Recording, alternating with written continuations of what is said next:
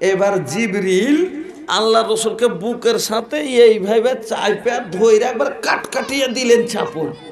কাটিয়ে দিয়েছে। আল্লাহ রসুল বলছেন যে মনে হচ্ছিল যে আমার এই দিকের পাতিগুলো এদিকের পাতির উঁচুতে ঢুকে গেল এরকম। কত জোরে চেপেছিল, কত জোরে চেপেছিল। এক তো ডর আর এক তো ভয় আর এক তো ব্যথা। এই ব্যথার কারণে আল্লাহ রসুলকে জ্বর চলে এলো। আল্লাহু আকবার।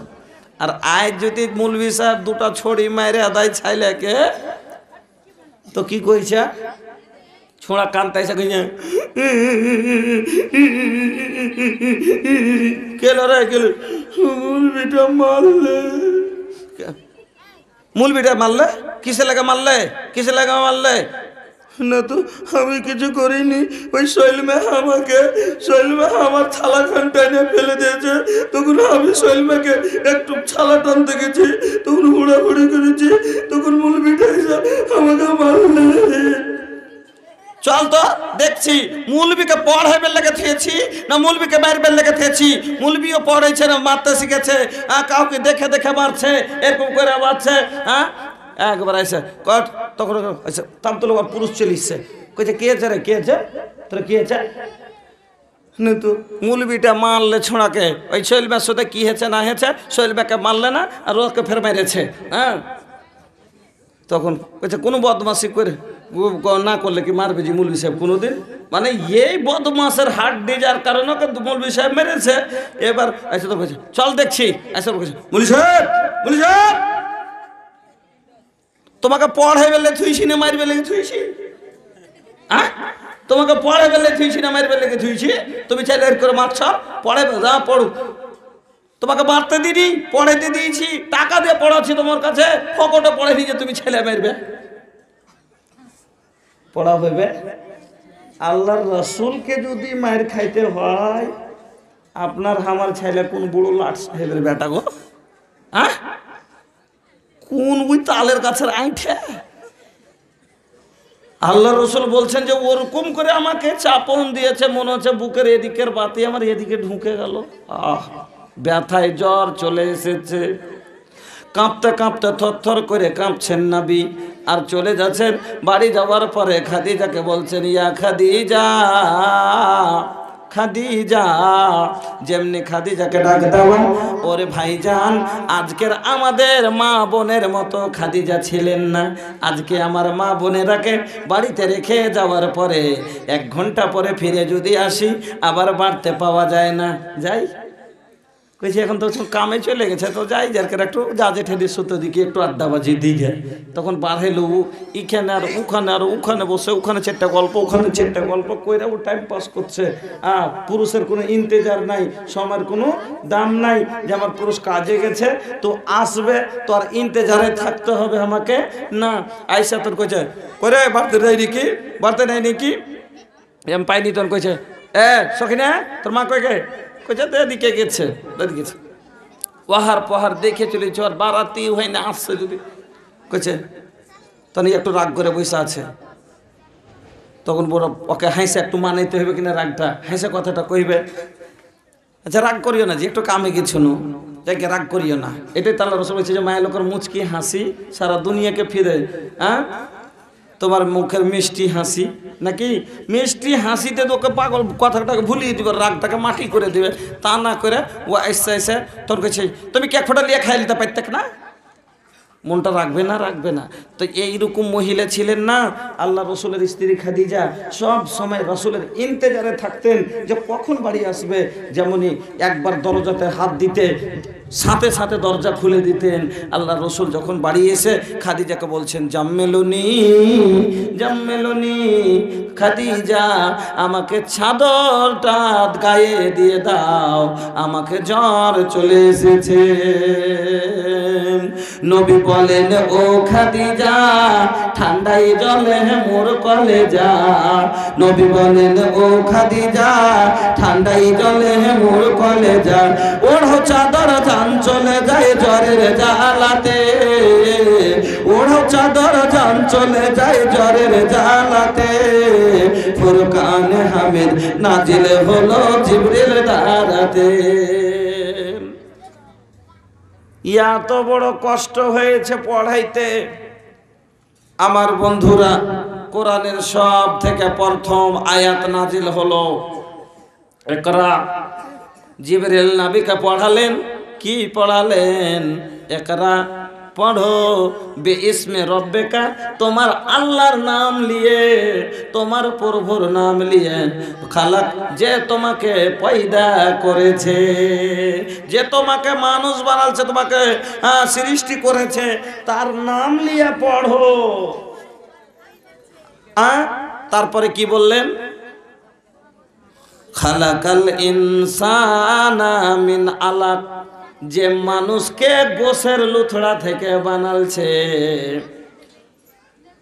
খালাকাল ইনসানা মিন আলাক, ইকরা ওয়া রাব্বুকাল আকরাম আল্লাযী আল্লামা বিল কালাম আল্লামাল ইনসানা মা লাম ইয়ালাম। পড়ো তোমার ওই পরম আল্লাহর নাম নিয়ে, যে তোমাকে মানব রূপে এত সুন্দর করে সৃষ্টি করেছে, আর যে মানুষকে শিক্ষা দান করেছে, আর যে মানুষ আল্লামাল ইনসানা, যে মানুষকে আল্লাহ ইলম দান করে। যাব এই ইলম শিক্ষা আল্লাহ রাব্বুল আলামিন নবীর উপরে দিয়ে পাঠালেন। নবীকে বললেন পড়ো তোমার প্রভুর নাম নিয়ে। আমার রাসূল এবার পড়ে ফেললেন ইকরা বিসমি রাব্বিকাল্লাযী। আমার বন্ধুরা, তাই আল্লাহ রাব্বুল আলামিন পরখানি আয়াতে বললেন, নবী গো এবার বলো, কুল হাল ইয়াস্তাবিল্লাযীনা ইয়ালামুনা ওয়াল্লাযীনা লা ইয়ালামুন। হে নবী বলো তো, তুমি যে একটা শিক্ষিত লোক আর একটা অশিক্ষিত লোক, দুটা কোনোদিন কি সমান হতে পারে? একটা শিক্ষিত মানুষ আর একটা অশিক্ষিত মানুষ, দুটা কোনোদিন সমান হতে পারে না। আল্লাহ অন্য আয়াতে বললেন, শোনো কিরকম, লাইসাল আমা কাল বসীর, যেমন একটা চোখালা লোক আর একটা কানা লোক, দুটা লোক এক সমান হতে পারে না। একটা কানা লোক আর একটা চোখালা লোক দুটা এক সমান হয়? কোনোদিন হয় না। কেন? একটা কানা লোকের লাগে একটা সাহারার দরকার, লাঠির দরকার, না হলে সাথে একটা লোকের দরকার। একটা অন্ধ লোক, একটা কানা লোক বিনা কাউকে সঙ্গে নিয়ে নিয়ে যেতে পারবে না।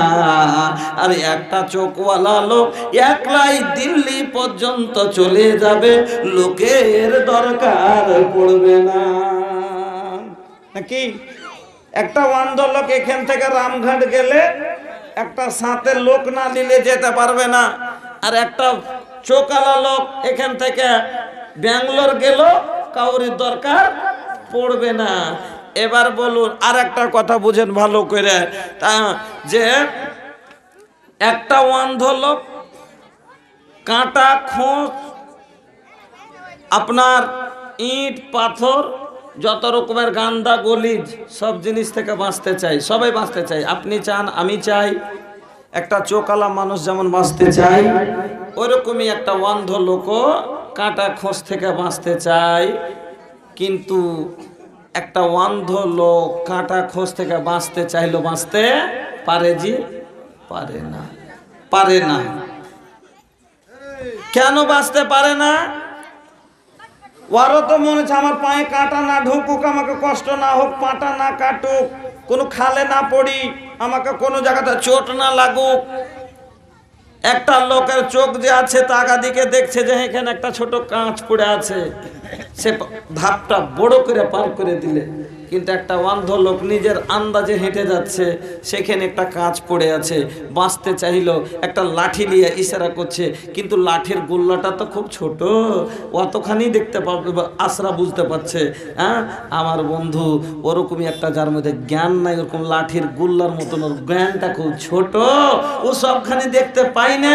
আর একটা চোখালার জ্ঞান খুব বড়।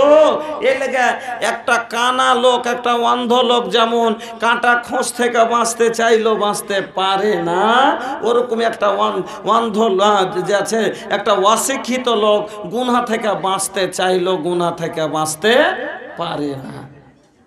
আজ মহিলার মধ্যে এত কেনে গুনাহ বুঝতে পারেন না? আমার মা বোন সব অশিক্ষিতর দল। আজ বাচ্চার মধ্যে এতগুলো বেয়াদবি, এত গুনাহ কিসের কারণে? সব অশিক্ষিতর কারণে। আজ বলেন, আপনাকে নিজে বলছি, আচ্ছা দেখ, আপনারা বলেন তো,